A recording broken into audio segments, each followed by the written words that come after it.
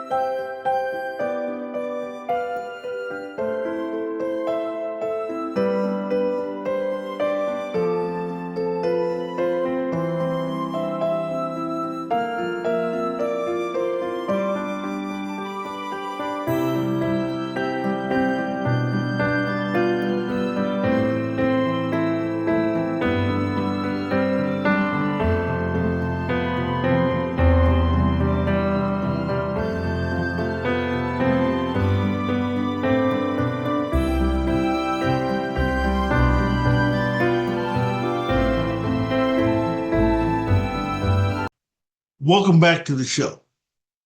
Now we're about to interview Michael J. Hall. He's an author, he's a chaplain, he's an activist. He was supposed to be a statistic, but he beat the odds because he wanted to beat the odds. And now he's trying to teach other young men how not to beat the odds. He's a family man, he's a husband, he's a father. He's the father to so many brothers out there on the street. So without further ado, here's part one of the interview. Be honest, so I'm 53, so I was born in 72. Hip hop. I think hip hop opened the door from my generation on down for men, women, adults, and children to tap into an ability to write that probably safe to say without hip hop may not even know that they had that ability. So that's what did it for me. When I came up, it's a little different now. When I came up, you can relate, Henry. Hip hop was about bars and skill. If you know, I was. It's funny. I'm telling my wife one time. It was last year actually. She's 41. I said, so you got to understand the generation I came out of. We wanted to hear what you had to say. We But danced. I said the generation you came out of, y'all just wanted to dance. I'm born in 72. She was born in 83. So that's what started it for me. I used to rap when I was younger.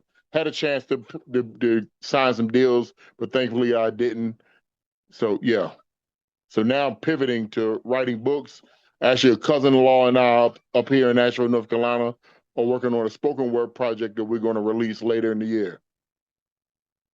okay, okay. Now I want to get into a little bit about hip hop. Like, so you're 72, I'm 73. So yeah, Right, our roots are definitely in hip hop, and we're all about the lyrics and everything. Yeah, and when it got towards the 90s, that's when it became about the dancing and all. Yeah, so trust me, right, I'm definitely with you on all of that. right. And I remember being a DJ younger in Baltimore and had to learn because I would always play tracks that was highly lyrical. I'm like, okay, but the people want to dance. I got to change this. Yeah. No, no, no. That's all good. So tell me a little bit about your book.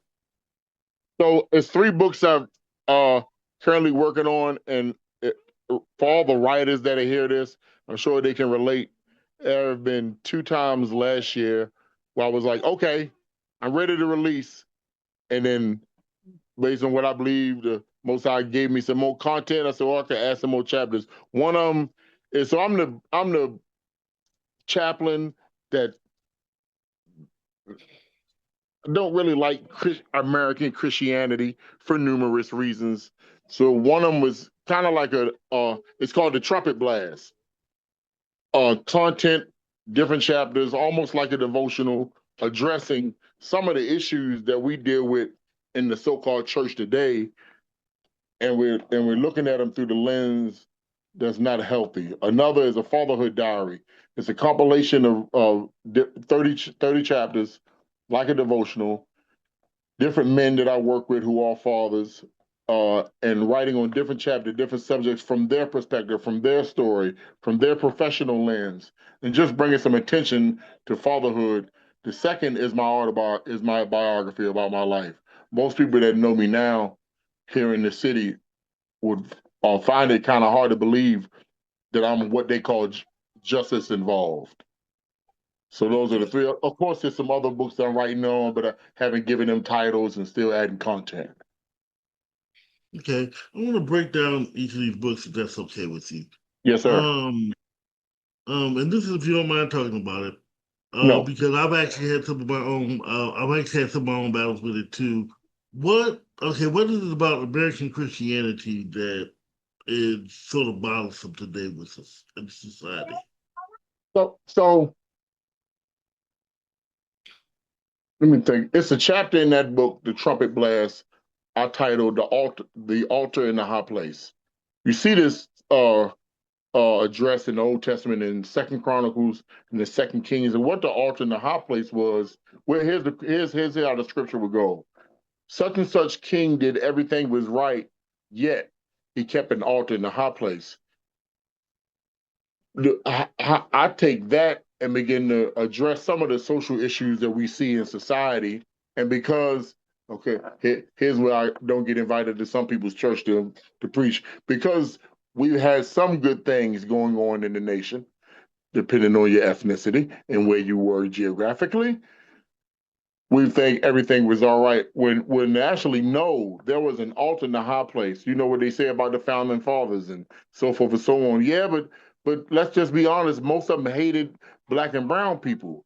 So that was an alt in the high place. We talk about the sex trafficking that's going on in America today that's highly visible now due to social media.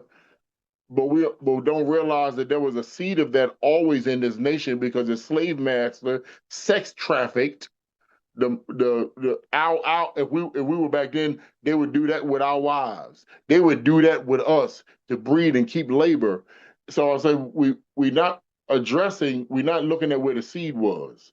And if we don't address this seed and repent and take accountability, then we're almost fighting a losing battle. So that's just some of the points in that chapter. And one of the things, well, I hear y'all keep saying this about this nation, but you're ignoring this, that, and the third. As the scripture said, the little foxes spoil the vines, or a little leaven leavens the whole lump. Boy, the cake is done in America now, and we're seeing it. But I don't know why you wouldn't get invited to any church. I agree with you. I don't understand why you wouldn't get invited Look, to any churches. Well, I understand why, but if I had a church, you'd be invited. I'm sorry. I'm right, not like everyone else. right. Well, my barber came by today. He comes by every Saturday to cut my hair. Thank you, Most High, I got a mobile barber, and we good friends. And he and I were talking, and if it's true about the our current president's motive with the picture that's out now, I told him, I said, so why is everybody acting surprised that he's racist? Like, Mhm. have we as black people gotten so privileged? You remember what Harriet Tubman said? She said, I guess you've been free so long, you forgot what it was like to be a slave. Slave, right? Right. So we able to get grants and so forth and so on, and here's an alternate high place. Has that blinded us from the reality that we still live in this corporation called America? And there are still issues. And it's a no-brainer. And it's just so much. Yeah. Yeah. Yeah, so I'll definitely fully agree with you. So, going back for a minute, okay, we got you into the altar trail. All right. What got you, uh, what, what, what got you onto the chaplain trail? So I'm my work would falls under the line of my professional work falls under the line of mental health. Last year, well, let me see, 25, 24, I got a job with a local reentry organization called Operation Gateway. The executive director of that organization was actually on Time Magazine last year during a hurricane that came to North Carolina, Asheville, North Carolina. Uh, he knows me. He met. We've been had a relationship since I've been in Nashville. And he brought me on at first as a community healthcare worker. Professionally, I'm a certified community healthcare worker and a certified community healthcare worker violence prevention professional. When I signed on with his organization, he paid he had been saying for years, Brother Henry, Mike, you need to be a chaplain. You need to be a chaplain. I'm like, I don't want to be behind no by this pulpit. He said, no, the role of a chaplain, you get along with everybody. So anyway, he paid for me to go to school through International Fellowship of Chaplains, get their certificate as a chaplain. And once that happened, he contracted me as a chaplain. So I started operating in that role. I'm passionate about men's mental health and fatherhood enrichment. So if you know, most guys that either go to prison or come home from prison, those are two of the things that they deal with. Fatherlessness. Most of the guys involved in street gangs and so forth, so on, especially in this generation, come from fatherless homes. uh, so if you do the statistical research, substance abuse, reentry, street life, one of the underlying social determinants of health, I call it that. They don't call it that yet. Is fatherlessness. But last year, when our current president began to make his moves, the DI stuff. There was a grant that was paying me as a contracted chaplain, and one of the deliverables in the grant was my service work with directly to African American males. I knew. I said, well, it's just going to be a matter of time, and as a result, he lost funding. I was a 1099, so he had to release all contractors, which led to me putting most of my energy now into my own organization. So that's where the chaplain comes up. People do it. Philip, the executive director, he got everybody now saying, "Hey, what's up, chap?" When we come back, we'll have part 2 of our interview with Michael J. Hall. Stay tuned.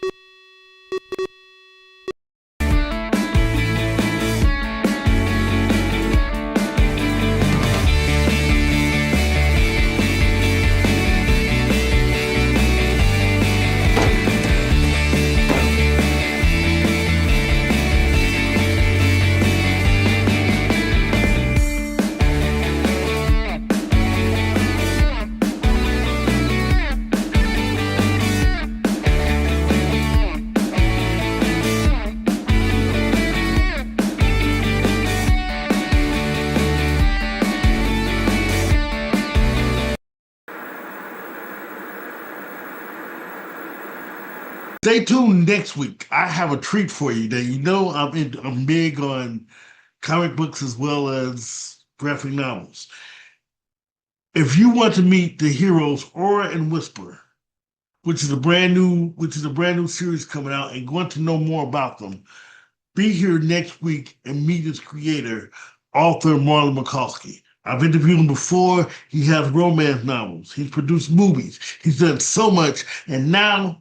And he's also a big comic book guy. And now he has his own. So we're going to talk all about it here next week. Stay tuned. We're going to have promos coming, a lot more things coming. But for now, we got part 2 of our big interview with Michael J. Hall. Here it is. I like that. I like that. So tell me more about your organization.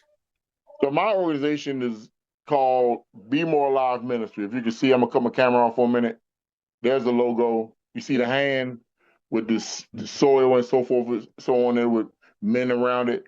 The focus, it started off as strictly reaching fathers, equipping fathers with tools, walking alongside fathers, so forth and so on. And I would say this for all my sisters who hear this, and my work towards fatherhood was not from a chauvinistic perspective. It was actually because for families are our strongest relationships in our communities, but they suffer. As a male, in my lived experience, I looked at what I'd been through, what I engaged in, and how I behaved. I have two older daughters, Henry, they're 35 and 34 years old, have no communication with them since 2021 because of trauma of the choices I chose to make when I was growing up in West Baltimore. So I began to look at that, working in the mental health realm. I said, hearing the deadbeat dad, I said, so if there's treatment for every mental health condition or whatever, why isn't there treatment for the deadbeat dad? Now, Henry, some jokers, they just ain't no count. As we used to say, remember when they used to say that when we was younger, you just ain't no count. Right, right, So, right. so I created my organization, started creating my own curriculums, hitting the community, being boots on the ground, and just start reaching out to the men and fathers who were in the streets or whatever the case may be, and giving them space to be able to say, hey, it's not that I don't care, this, that, and the third. Uh, uh, and from there, connecting with different organizations, the whole fatherhood enrichment groups, men's mental health groups, and now it's taking off, as well as working with a local doula organization here in Asheville, North Carolina. We are creating a doula for dads program. I have a kind of a weird, controversial question for a second. Yeah. Um, Trying to figure out how to phrase this. There are a lot of good dads out there that want to take care of their children. There's a lot of good dads that want to pay child support. But and I want to say this without actually attacking mothers because not all mothers are like this. Uh, how how do you deal with how do you deal with a situation where a father wants to be there, but the mother's making it difficult, whether it's financially or physically? So I have a few dads that I work with that are currently dealing with that. I'll bring up one, uh, and there's things that's going on within the relationship between him and the mother of his children is diverse. So he was working, he actually still working. He's an Anglo male, justice involved in recovery, trying to he this way the mental health piece come in. He doing what he thought he needed to do, be the main breadwinner. His wife is his former wife was in recovery. Now they split, and she don't really want him to have anything to do with the children. He didn't.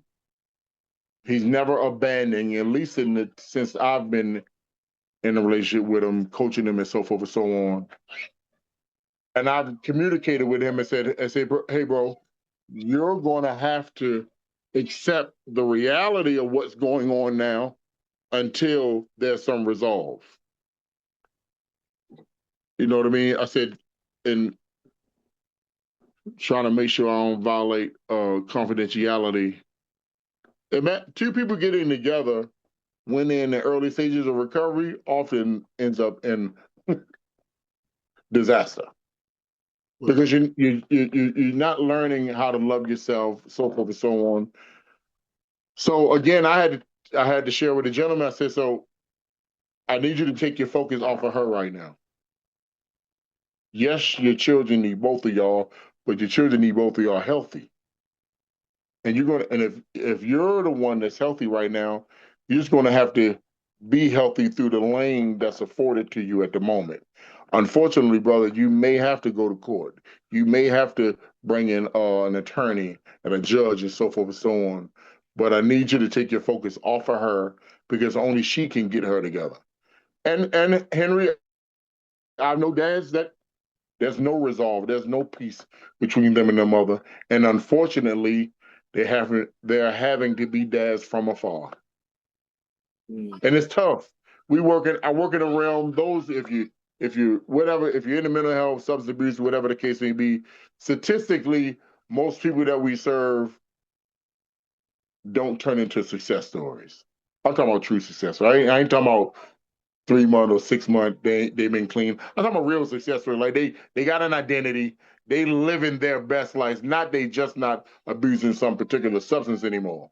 So with these dads reaching them and getting them to start focusing on their identity before they start focusing on being a father, as well as I have dads that I work with that they great, but they realize there's some stuff it's some they need more. They the emotional intelligence and so forth and so on. Most of us guys, especially from our generation, emotional intelligence. What are you talking about? So it's challenging at times, and sometimes it doesn't end the way I or the father wants. But we look at the situation, the reality, and say, okay, this is what it is. What can I do? I do a parenting behind bars group in the county jail. Most people say, so how does that work? I said, though they're in the county jail, this is just a chapter in their story. It's not final unless you go into prison for life. So it's never too late to get the tools to improve on yourself and in turn improve on being a father and friend to the mother or the husband to the mother if that's an option. I'd rather get the help while I'm down Right. than, you know, 'cause I think while I'm down, the message will resonate better. Yes. No distractions, really. Right. The So guys who my I serve who are incarcerated, they don't have an issue with it. It's people, other organizations. Oh, you doing a parenting behind bars group? Yeah. Why? They ain't out. Well, they've slowed down. They can hear, so they prime to give them this education and give them these tools. Because by the time I get out, I can start implementing those tools. That's right. As opposed to right now, everything you'll say for me while I'm out there is going in one ear and out the other because I'm out of here. Now when I'm Right. I'm sitting trying to work. down, that's when they, huh? Yeah, I'm trying to work. I'm trying to pay bills. Like, look, look. Yeah, yeah. And I can say that from experience. I did 14 and a half years in prison, Henry. It was pivotal in my life for that to happen. Do I To some degree, I wish it didn't have to come to that, but it did. And I'm thankful because I slowed down, bless the Most High, and began to evaluate my life and say, you know what, I don't want this no more. I'm sick of this. Took accountability. The police didn't do this to me. The guy that snitched on me didn't do this to me. Because you can't tell on me if I'm doing what I'm supposed to do. Ain't nothing to tell. I was a gang member, realized, wait a minute, this don't make no sense. We fighting over, I'm again the generation I come out of, I'm older. We fighting over a bandana that's made in China, over a city block that we don't own, over money that ain't backed by no gold. So what are we doing? Talk about the white man. I'm the issue I got is you shooting at me. What? So yeah. So my question for you is, because I see you making a difference out there. What's suppose another hard question to ask? This is more of when we grew up on the after school special, Right. Yes. and even though our lives were grounded in reality, Right. how do we, as a society, because see, basically right now they're doing nothing but after school specials today, which Right. isn't real life. How do Right. we ground real life in the people that all they know is what they see is on the screen? They're not out there. They don't see what's going on. How do we reach people like that? So last year I wrote a paper. I wasn't adding it to my book. I'm a writer, so I'm always writing something. Uh and the title of the paper was Merging the Generations. So the generation that raised us were able to give us some tools that today are almost lost. Like when my wife first met me 9 years ago, she asked me, of course, I got out of prison March 26, 2017, Henry. We met in December 2017. I was renting a room from some friends. She would come see me. You got books everywhere. Keep in mind, prison, you read. At least some of us did, not all of us. Some of us, a lot of guys do that kind of time and waste time. Almost like when I say, uh, some people owe for nothing. Anyhow, In our house today, my wife and I have two daughters, 6 and 5. It's books everywhere. Do they get to watch some of their shows on YouTube? Yes. We govern what they watch. But oftentimes when they say, hey, can we watch TV? No, go get a book. Because in my experience and in the work I do, I look and say, critical thinking is under attack. You can't, you're not educated because you saw something. But listen, Henry, if you go 4 years of college, I want you to question everything that the professor says. I'm gonna shift into the lane I'm in most of the time. The scripture says in Acts 17:11 that they were more noble than those in Thessalonica. For they received the word with readiness of mind, but then went back and searched to see what was said was actually fact. So keep context, Paul was talking to them. They saying, yeah, Paul, we hear you. And we actually know what you're saying, believe what you're saying the truth. We're going to check it. They went back to the scrolls. They went back to the writers. They went back to their community. So I say, as a husband and a father, we have to, at least from a family component, we had to get back to that. Not let YouTube and PS5 with the Xbox and so forth and so on raise our children. Take better care of our health so when our little kids, if you got little ones, and they say, "Hey, Daddy, come play on the floor," you ain't so tired, but you don't feel like it. Because there's a book I read 2 years ago called The Anxious Generation. This guy, man, I had to say, I'm gonna send you the when we get off, I'll send you a picture to cover the book. And he just broke down scientifically and biologically in the way the brain functions and how much of a sponge a child is from the time they born up until they 67, and then we usher them then into devices and so forth and so on. Is you gotta recapture that. You gotta like what I get everybody's not a reader, but you got to get back to that. Those old methods that our grandparents and great grandparents had are needful today. I own a handyman business. You know how hard it is to find somebody today that got some skills? Because we've lost it. It's almost, I've had young men tell me, say, I don't want to do no manual labor. Do you know how beneficial it is if you know how to plant something? I got to, of course, I run groups and chats and face to faces and do outings. Hey, y'all, let's go fishing together. Not just to have fun, but so you can learn how to fish. Don't you see what they're charging in the market now? Matter of fact, is that even fish anymore? Hey, y'all, let's take our wives and kids to the range. And yeah, this is where we are. But so I'm gonna speak from my work I do. So our youth don't get here on their own. It's being taught to them. Just like a little 7, 8 year old Anglo kid don't decide he want to be racist. It's taught to him.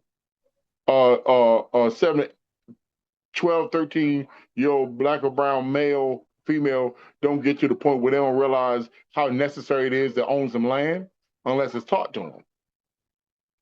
Like you own 20 pair of Jordans, but you don't have stock or own no Bitcoin.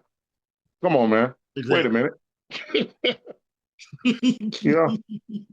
And but at the same time, being patient with people as you try to give them these tools. You know, one thing a pastor friend of mine said to me maybe 4 or 5 years ago, he said, Mike, will you travail? Will you travail with people? I'm like, oh yeah, will you walk with people as they're getting it? Because everybody, everybody talks about a love language. We all have a different learning language. Mm-hmm. Everybody don't learn the same. We process different, so forth and so on, especially when trauma comes into play. So yeah. But I'm gonna tell you a quick fishing story, then we'll go on. I I took my little cousins fishing one time when I was younger, and well, actually young adult, but and like I said, when you haven't been anywhere, you live and you learn. I for one don't do the fishing without. To me, fishing without actually taking home something is a waste of time for me. So I I gotta take mean, I don't want to just go do it just to hang out. No, right.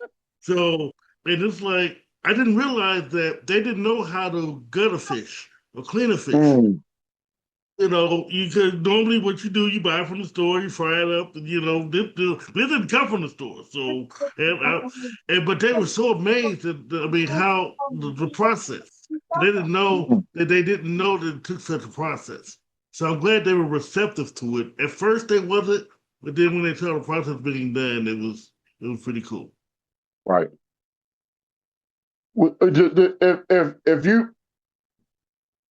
If you can strengthen a family within reason, you can begin to redeem and preserve a generation.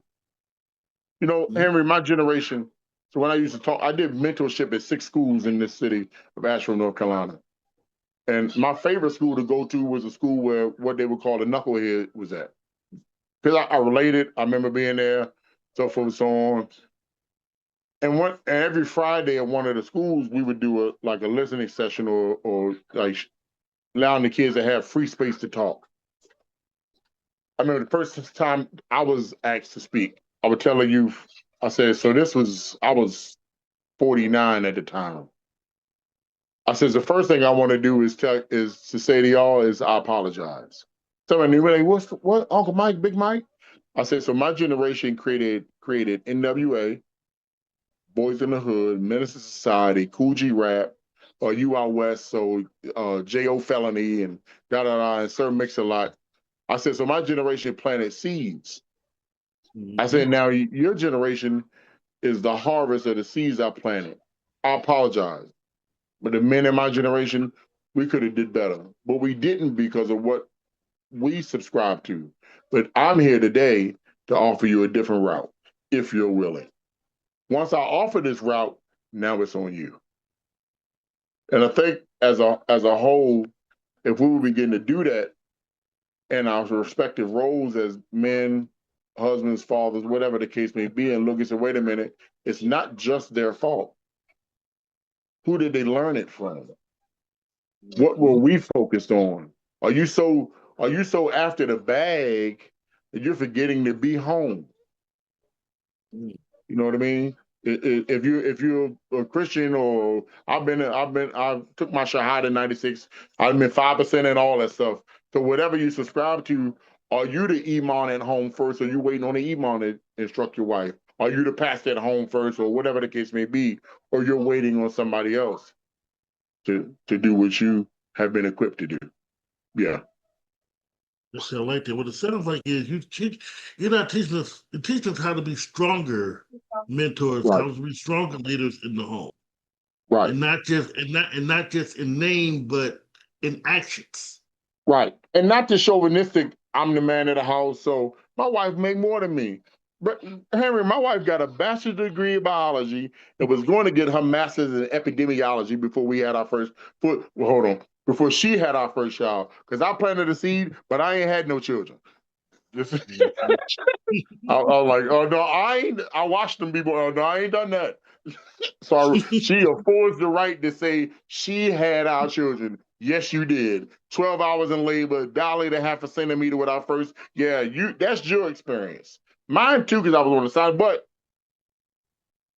we I'm the face of our family, but we rule together. You Mhm. know, I believe in the Most High and then living by biblical values from the Old Testament to the New Testament. You got to get to me before you get to my wife and to my two children. So yeah, yeah, See, I love that. See, again, like I said, you don't talk about it, you are about it. So, right. hey, you qualify for me as far as I'm concerned. So it's all And not good. perfect, but on purpose. That's one of the statements in my ministry. Purpose, not perfect. Yahweh don't even and where we interpret the word perfect, don't even expect you to be perfect. How are you in the world you expect somebody to be something they can't? Hmm. Practice make perfect. I tell our children, no practice make better. Hmm. Can't be perfect No. at all. So a little bit. So going back to your books for a second, where can we where can we so have you completed any of your books yet where we can So, purchase yeah, them? so actually, yes. The first one, the trumpet blast, I completed. Remember we were talking, say, okay, every time I thought I was done, some more. Oh, I need to add this. So now that's done. and as you be looking, because there's so much. So, uh-oh, uh-oh, that was my wife just calling me. Let me call her from Mm-mm. my other phone while we on. So what happened was it's so much content out there now. You can get on Google or Perplexity or ChatGPT, and I was like, so what platform do I use to publish? And that's what slowed down the publishing of that first one. The Fatherhood Diary, still waiting on some guys who I've submitted the options to finish doing their writings before that's released. But they will be. Let me see. This is February. They should all be released no later than June, and you'll definitely know when they are. Back to your question. So the cover's already created. I have all the transcripts printed off, and I've looked at some friends of mine like Mike. Just use Fiverr. I'm still a guy that like physical interaction or. But so yeah, so that's the only thing now why they aren't published. I got friends that have done Amazon. I'm like, which lane do I go to get them both published? And that's And the only after thing that, that's it. But one thing I can say as an author is you pick the platform you're comfortable with. Okay, I know okay, there's not much help, but I want I would always want you to be comfortable with how you want to publish. right, Because this is your baby you putting out. right. True indeed. Duly noted. So if you ever have any questions, I don't mind answering them. But like I say, just always do what makes you comfortable. Okay, okay. Sure enough. Well, as I, you know what, I'll do some brainstorming next week and then text you some questions like, okay, yeah, yeah, for sure, yeah. Okay, they most definitely do that for you. So my next question is, are you a part of any more? Like for example, give me one second. Tell me more about the Men's Alliance.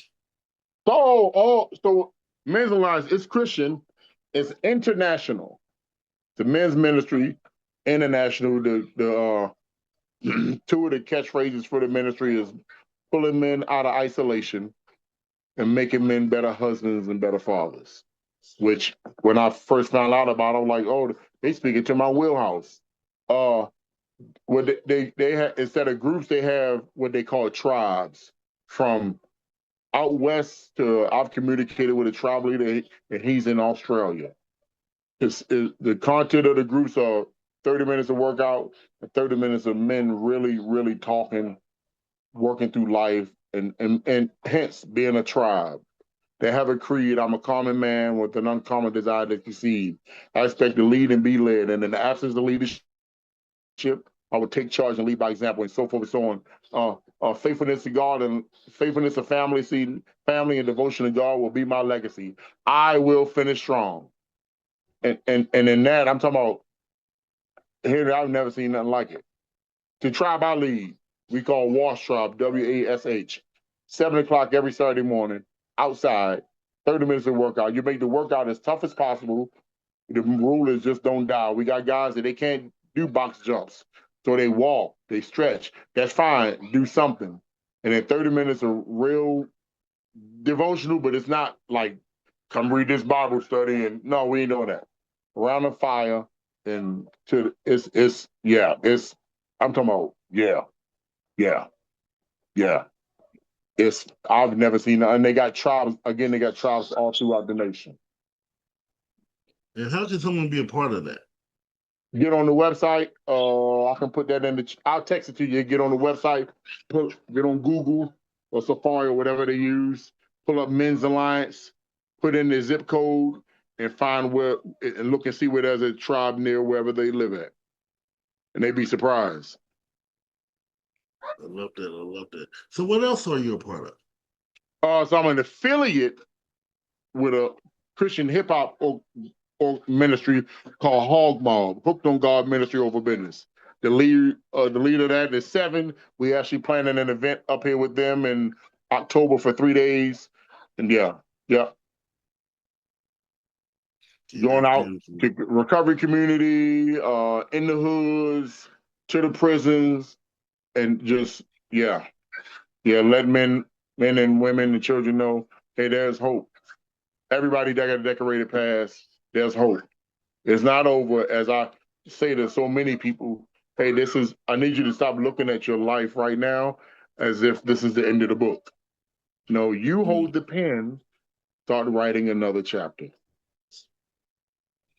okay. Yeah. Is there a way anyone can either be a part or contribute to any of your ministries? Yeah, I'll text you the website. Then we use all of the we're registered. Be More Alive Ministry is a registered 501(c)(3). So any donations or whatever tax deductible, but we use all of the platforms. Uh, Give Butter, PayPal, uh, and Venmo. Don't really use Cash App. Cash App became like the hood. Like, no, I ain't doing that for business. Right. I feel you on that one. I feel you definitely on that one. Um, so well, I want my train of thought on that one. That was funny about the cash app. Yeah. It's so true. Um, so tell me a little bit more about your website. So it's the Be More Alive ministry, shows all of the things that we're doing, from life coaching to youth engagements to events that we're doing. We're in the process right now of working on having. So let me dial it back. For 2 years, Be More Alive ministry, we would do a daddy-daughter dance to the community. Many churches do it, but if you know, the community not really coming. So I Right. started hosting one and having it in the community. This year, well, we had the hurricane. It was looking into doing it last year, but we dealt with the hurricane up here last year. So funding changed and so forth and so on. This year, we're looking at, instead of just daddy daughter, a whole family event. Dad and daughter, mom and son, promise ceremony from dad to the children, or child of children, mom to the child of children, uh, healing sessions after this event where dad sit with their child per the mother's consent. Hey, dad, so for however long, I want you to listen to your child tell you what they think of you as a dad. Having some training before that so they learn emotional intelligence. You probably gonna cry, you're gonna get offended, so from so on, but this is therapeutic to the growth. And all that's is tied up into the faith, we call it the Faith Family Foundation event. For the, again, strengthening families. Hey, there is healing. You know how many black families in the community think, well, it's over. We just don't get along. No, wait a minute. No, no. There's healing and treatment and therapy for everything else, and there is for y'all too. Don't give up. I have a question with that as Yes, sir. well. Because see, I know what we do for our community and what you do for our community, and then there's a I want to phrase this right because see, I don't want to say statistically, what I do want to say is that well, outside of us, there's certain negative expectation for us, and as long as you're in the community, those beat you beat we beat those expectations. Right. So I guess so I guess what I'm asking is, how do we fight those negative expectations? Okay. Statistically, well, actually, no, I'm wrong. No, I'm gonna say what I was going to say, but I had to catch myself. So most people think statistically that people who are involved in the kind of lifestyle I was and did the kind of time I did, there's just no hope. Ironically, though, the people that do the kind of time I did and more, we don't really reoffend. We are not part of the recidivism rate. No. And there is some worth to why violent offenders have run into so many obstacles when they get released, but we rarely reoffend. After after 14 and a half years, no, y'all not getting no more. I'm done. Exactly, exactly. Y'all, I'd have had enough.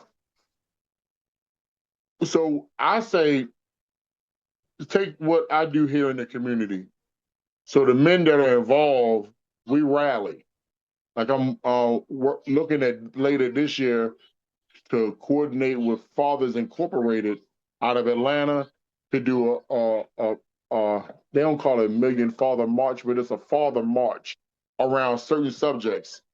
Uh, I got invited to speak at a local school board here, and just to bring a bunch of the men and dads that I work with so they can see that presence. The men do care. Hey, Dad, go make sure you show up at the PTA meeting.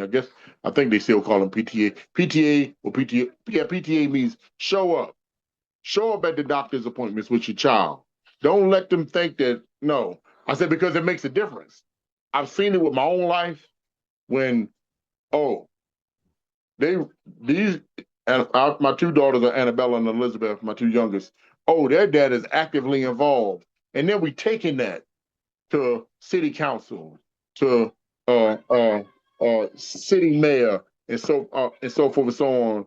I mean, city manager, not city mayor, city manager, and raising an awareness. Hey, statistically, Henry, most people that go through substance abuse treatment centers don't receive any therapy or whatever as a parent. It's just about not using anymore. In other words, you get no help for it to back it. Right, and that doesn't mean don't focus on the substance misuse. But okay, but I got 3 kids. Yeah, you saying go over here, but is this organization that you're sending me to, are they culturally relevant? You know what I mean? Exactly. Yeah. So you put say it's you. I do an intake with you. You've been in the program for a few months. Hey, Henry. What are you passionate about in regards to your children? You name it. Okay. Have you thought about going over here when they have this town hall meeting, talking about this, that, and the third? Let your voice be heard. Don't, Henry. I can say it to you. Don't you dare, as a black man, allow them to make you be quiet. Contrary to what people say, we've been quiet for too long. Way too long. The slave master we got quiet because we felt like we was getting the bag. No, it's time. No, it's time out. It's time out. And don't be scared. Don't be fearful. It's no. This is Henry. Mm-hmm. Take back our generations. Give them something that they can build off of. Yeah, and be in places where you can raise your voice. And don't go there automatically expecting a result. The signs behind it. You got to hear something over and over before it begin to take root. I went through the same thing 6 years ago when I first got started launching the fatherhood mission. Nobody wanted to hear it. And there was good reason, women with trauma behind. If you want to contribute to Mr. Hall, his information is gonna be on our AC television page, and you can always go to his websites and donate there. You want to be a part of it, there's always a way to be a part of it.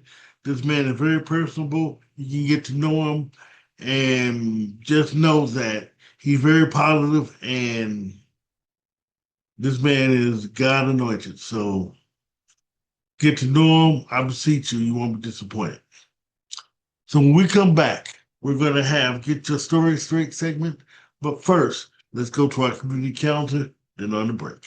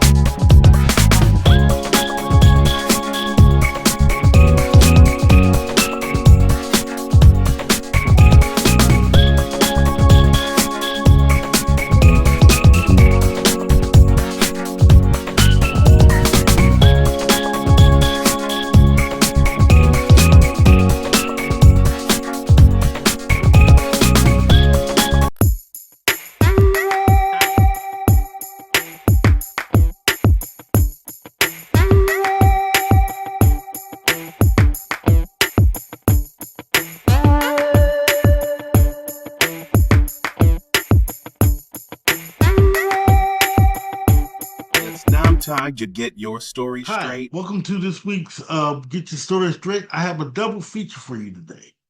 Today, I want to talk about portable hard drives, and then in the next segment after I break, I want to talk about how the people around you can influence you as an author, you as a writer. First, I want to talk about equipment. The reason I swear by these, well, there you go. I swear by these portable hard drives. I love them because have you ever written a story and just as you're about to get it done, your computer crashes and you just lost everything, even though you saved it onto your hard drive. Well, if you lose that hard drive or anything happens, that's what the portable hard. It's happened to me several times, many, many times. Number one, that's why I save a lot of things as I go, and number two, uh, I always keep portable. I have about 4 or 5 of these at a time. I just have a bunch of files on stories, pictures, everything. Um, as an author, you don't want to get caught slipping, especially when you have other people's manuscripts, especially when you have other people's paperwork, when you have other people's things going on. You don't ever want to get caught slipping because if you do, that becomes a problem. Me personally, especially with they no longer have see, I'm one of the few people that hate that they no longer have the disk drives or or the CD-ROM drives anymore. And the cloud, I can't always trust the cloud either. So because people hack things. I mean, I have some things stored in my Google Drive and I have things in other drives, but for the most part, I I love the fact that I can just grab something and get. What if your internet goes down? I've had situations. We've had a few storms here, and even sometimes there are no storms. Apparently, your internet just want to go down sometimes, and you still want to write. Well, you can't get it off the cloud, so that's what the portable hard drive. There's also flash drives as well as other storage devices. Um, I'm actually about to purchase the big one, the big like 5 terabyte one. If you get those that can do like the 1 to 5 terabytes, they hold like a lot of storage. That's perfect. I have my music on there because everyone knows I love my music while I'm writing. I have a music on there. I have pictures, but all research materials, as well as my manuscripts and my clients' manuscripts. So if you can get you one of those, you're going to be good. Now, if you get you the 5 terabyte, you would only need 2 of those. But I always say get you a backup for the backup. I'm a backup guy, so I say get you a backup for the backups. Um, I'll have on my website. I'll have some links to where you can purchase some off of Amazon. That'll be on my page where you can see this episode of the Get the Story Straight. And when we come back, I want to talk to you about other people and how they can affect your work positively and negatively.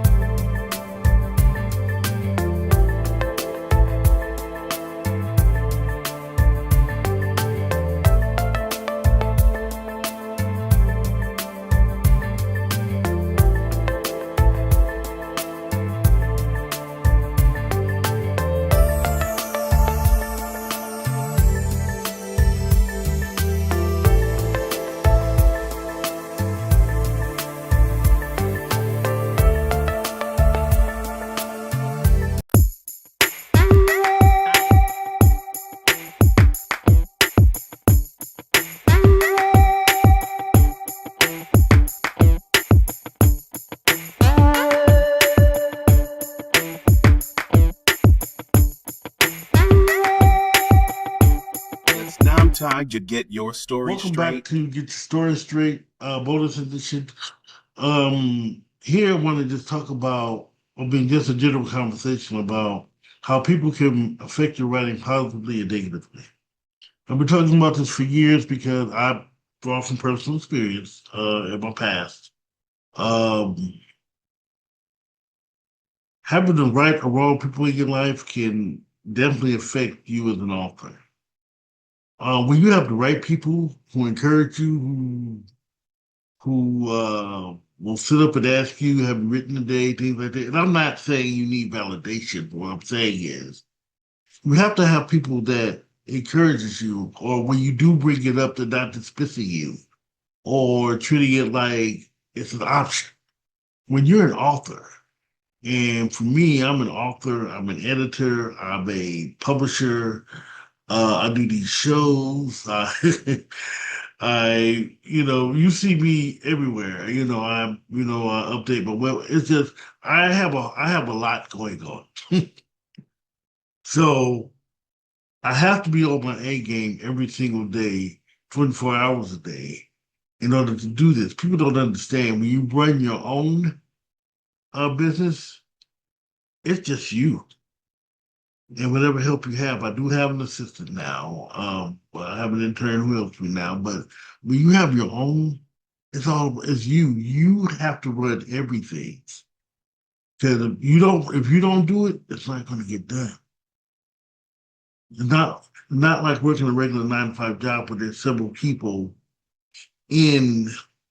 If your responsibility is this, their responsibility is that. It's not like that at all.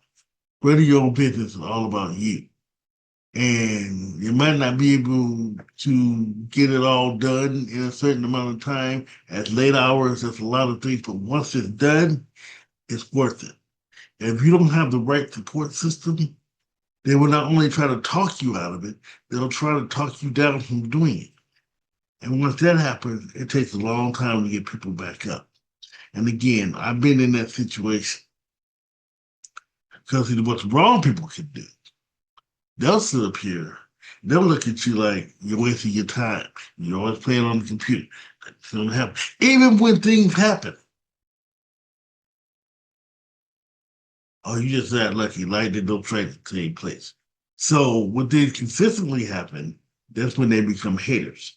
See, I did a graph about Glorilla, which you'll see right here on my YouTube channel, um, about her sister.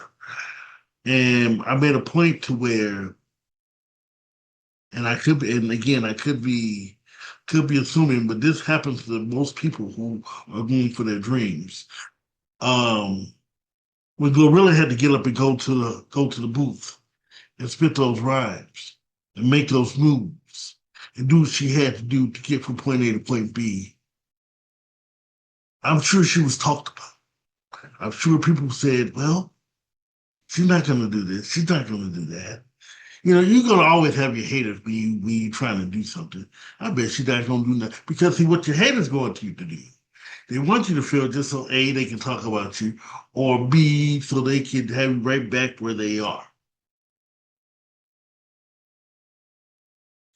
See, this is about a little bit of doing what you have to do, what God sent you to do.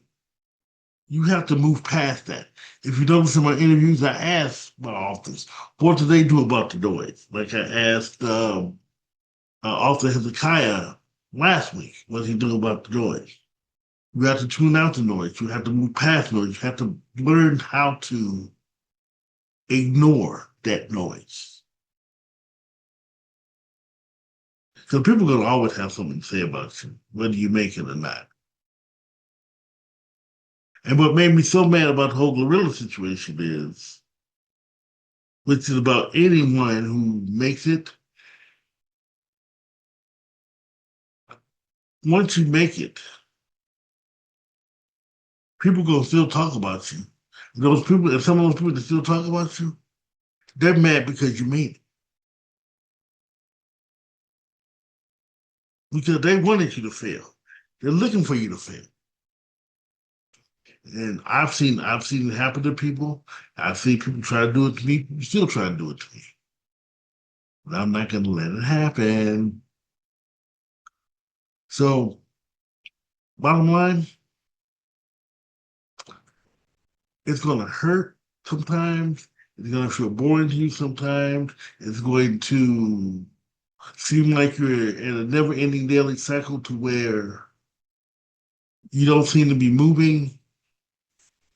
Keep moving because the more you keep hammering at that wall, the moment you quit is the moment there could be daylight at the other end of that tunnel. You just gotta keep hitting that wall. Now, I don't want to now because I have kids watching this too. I'm not going to tell you what. I'll paraphrase what Bernie Mac said to Kid in House Party 3.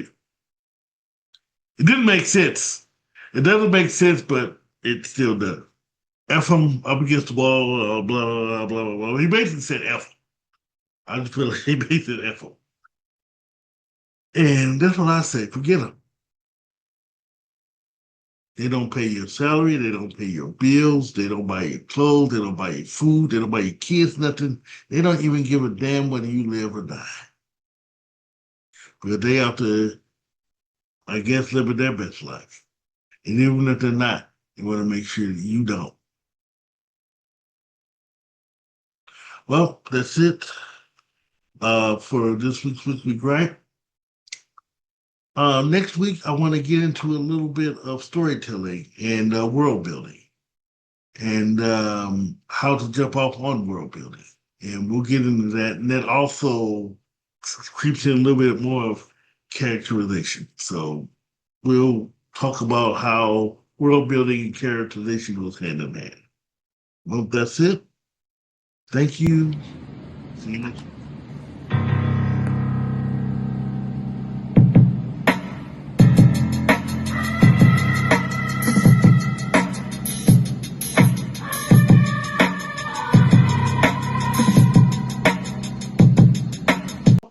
That's it for the Author's Corner. Remember, only you can control what you do as an author.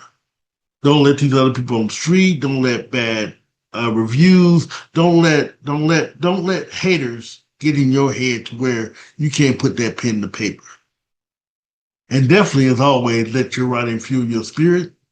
And God bless you. See you next week.